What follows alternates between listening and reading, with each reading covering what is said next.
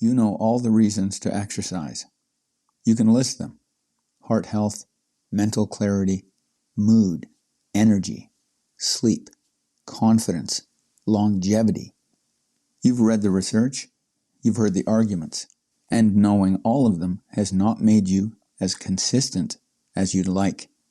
The list of all those reasons itself might be the problem. When a decision requires a complex web of justifications, it becomes something you must talk yourself into. A decision that is genuinely right does not need reasons. If it's the right reason, you only need one. This is the first of 2 episodes on the power of one good reason. Today, we look at why one reason is better than many. Tomorrow, we'll look at how to find it. Hey there, it's me, Core, and you're listening to Exercising Consistency, from fitness to flourishing. Taleb's rule. In Antifragile, Things That Gain from Disorder, author Nassim Nicholas Taleb states that if you need more than one reason to do something, you should not do it. Invoking multiple reasons means you are actually trying to talk yourself into a choice that is not genuinely obvious. A truly good decision is robust and clear.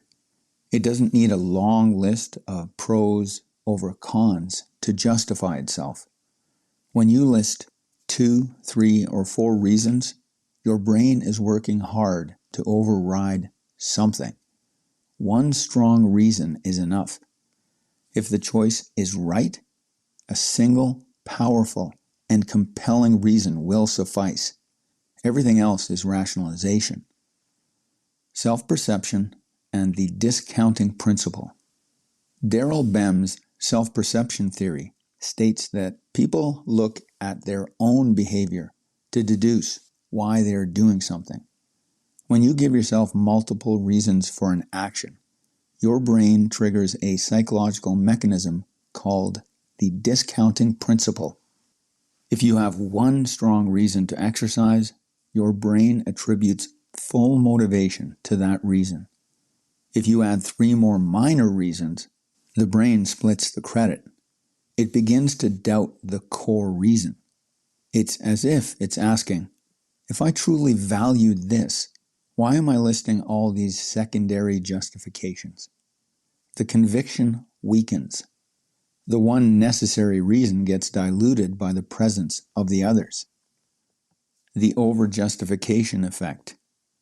Decades of research by Edward Deci and Mark Lepper on the over-justification effect show that adding extra motivations to an intrinsically good choice degrades the quality of the decision. In classic studies, when individuals received secondary rewards or justifications for an activity they already enjoyed, their baseline interest significantly diminished. The implication for your exercise practice is direct. If you have a genuine, intrinsic reason to exercise, listing a dozen secondary benefits does not strengthen your commitment. It overwrites the intrinsic reason. The secondary justifications strip away the fundamental reason that made the decision right in the first place. Weak reasons and fragility. Research by Eldar Shafir, Itamar Simonson, and Amos Tversky on reason-based choice shows that when people face conflict, they accumulate weak reasons to build a case. Much like a lawyer trying to convince a jury, any possible reason will suffice. The more, the better. The fragility problem is the critical finding. Choices built on a scaffold of multiple minor reasons are unstable. If just one of those minor reasons changes, the entire decision structure collapses. The person who exercises because the gym is near work, because a friend also goes, and because they like how they look, has built a practice on scaffolding. When the friend moves away or the gym closes, the reasons to keep exercising fall altogether. The choice was never robust. It was a stack of justifications, not a foundation. One good reason. Strange as it seems, you may be struggling with following through on your exercise commitment because you've collected too many reasons. Every extra justification you stack on top of the one reason that actually matters weakens the decision instead of strengthening it. You turn a clearly good choice into a negotiation. And once you're negotiating with reality, it's only a matter of time before one of those reasons fails to convince. Then they all start falling. A good reason stands on its own. It doesn't need supporting evidence. It survives inconvenience, shifting moods, schedule changes, and the vagaries of life. One good reason is antifragile. It gets stronger under pressure. That's the shift I'm pointing you toward. Away from the fragile scaffolding of many reasons and toward the single pillar that actually holds.